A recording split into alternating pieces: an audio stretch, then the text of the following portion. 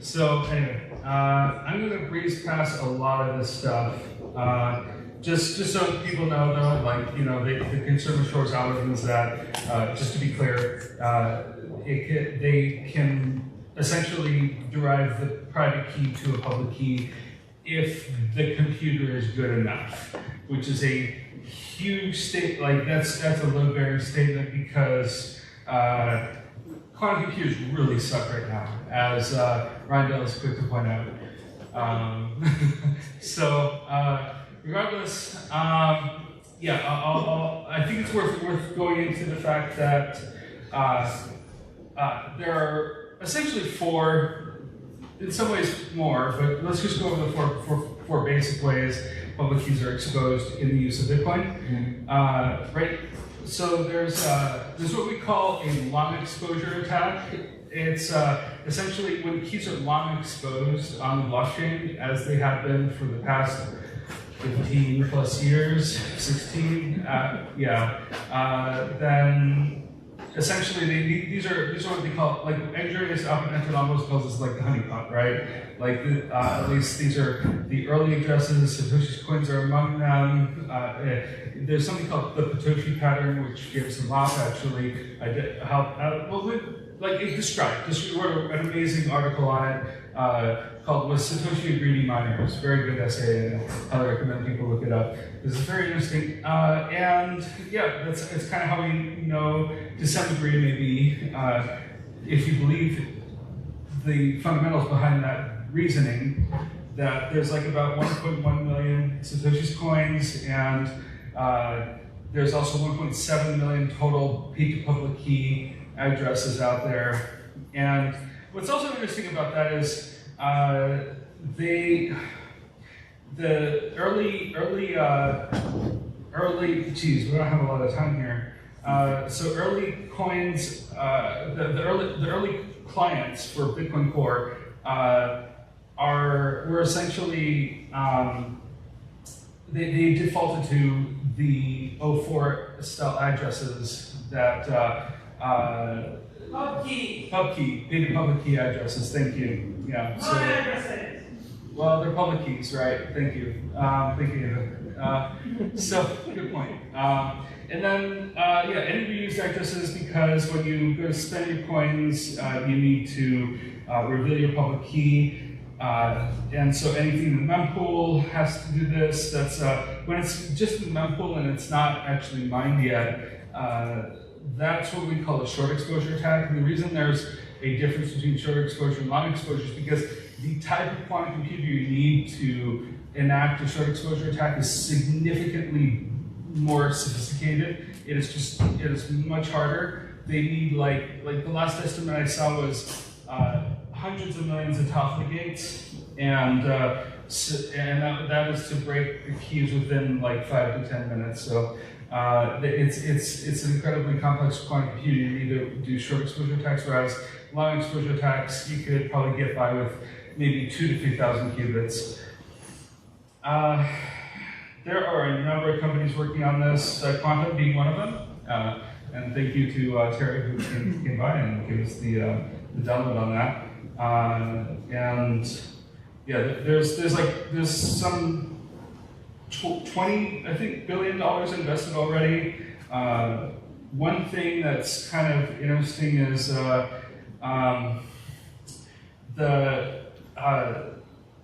yeah, well, let's keep going. I don't have a lot of time. Peter Willett, right here, famously said that sufficiently powerful quantum computers are hypothetical, and if they happen, there will be likely a long series of incremental breakthroughs that give us time for more fundamental solutions. So I just want people to be aware of the long series of incremental breakthroughs that are being made in quantum computing. Like, you know, we're seeing Willow, Google's Willow chip being one of them, essentially demonstrating that it's possible to do quantum error correction without, in a way that scales well, that's reasonable. And there's also a number of other companies that cat qubits, Alice and Bob, I think they're working on that. And of course, the optical stuff that Cyclone is working on is particularly concerning. They're making progress, it seems, every day. I follow their Twitter account closely, and they recently published a video on the Stanford Linear Accelerator work they're doing. They're basically using the chilling equipment that SLAC uses with their own systems. So they're trying to get there pretty early. It seems like they're trucking along, you know. And so let me skip ahead to, well, there's one thing I want to say about the CNSA. So there's basically, the government is planning to implement post-quantum cryptography in most systems by 2030 to 2033. And this is like a government-wide program where all the contractors are basically tasked on this. There's like a huge effort, a monumental effort to upgrade government security to this system, to be post-quantum cryptography proof, like post-quantum proof, right? And I know this is like a really statist argument, and so I'm always like very reticent to like go into these arguments because we're founded on cypherpunks, right? Like the cypherpunks are the ones who wrote the code that made Bitcoin possible. And now we're seeing Bitcoin be essentially adopted by large institutions that rely on security provided by the government, or the government themselves even getting into making policy around like how we handle cryptography.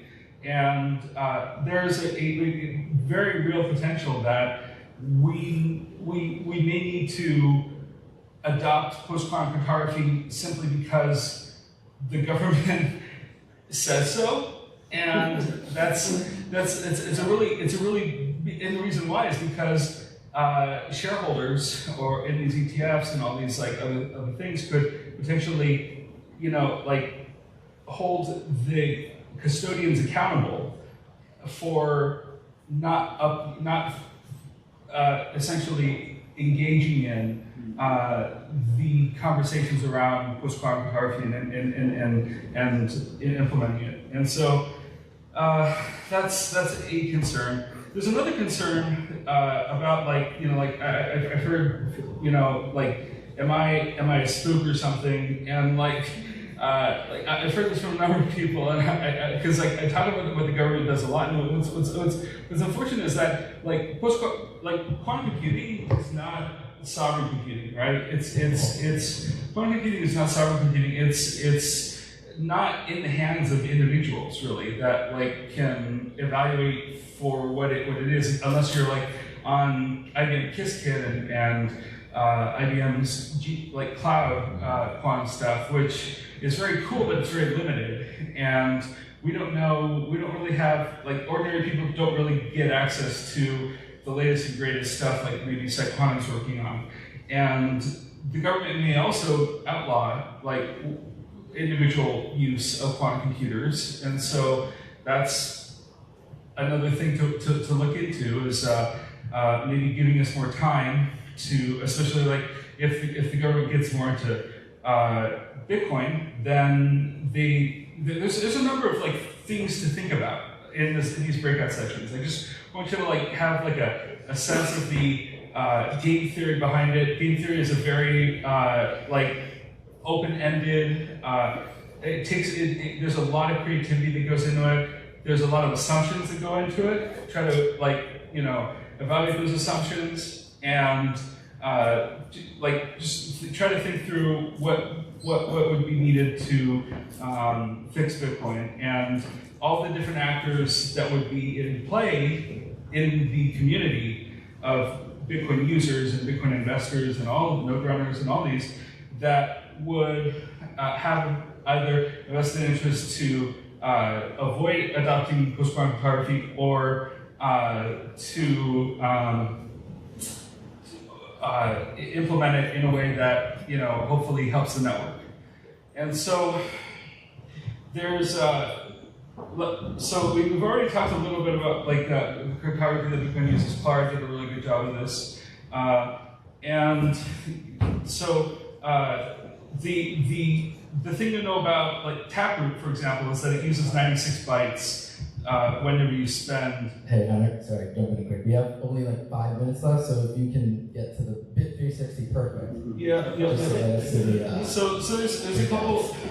Yeah, I really wish I had more time. I was hoping I would, but regardless, there's crystals of lithium is MLDSA. That's lattice-based. It's maybe not as competitive with SLHDSA in some ways because, especially if we tweak SLHDSA to be more like 4 kilobytes instead of 8 kilobytes, like how Alalu did a really great job earlier today of explaining and doing the deep dive on SLHDSA and status hash cryptography versus, and the thing is, like that might be very competitive. There are concerns about acceleration. There are concerns about,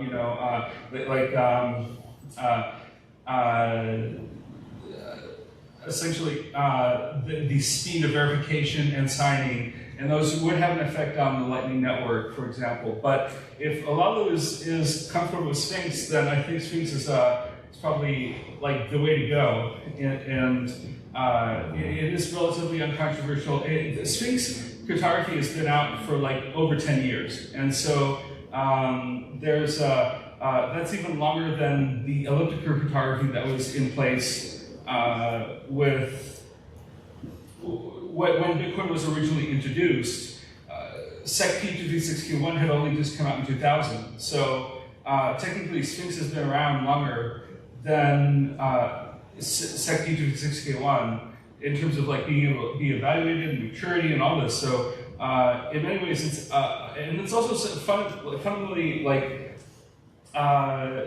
sort of trivial in how it is implemented, or at least like it's there are ways.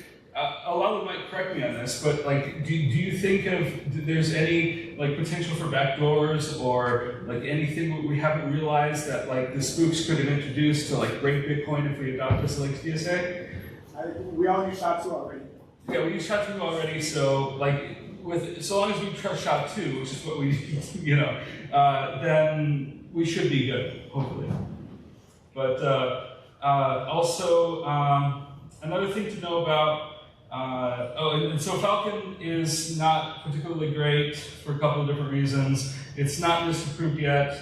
It uses floating point cryptography that is somewhat unreliable on multiple different platforms. And then SkiSign, short returning isogeny signatures. That we talked about a little bit about super singular isogeny cryptography earlier today, but the thing is, its signatures and public keys actually add up to be even less than 300 bytes now, and SkiSign 2.0 is a lot faster too, so it might be better, but it used to be incredibly slow. Like the verification time for SkiSign was like 15,000 times slower than the evaluation of EDDSA, which is already faster than ECDSA's signatures validation.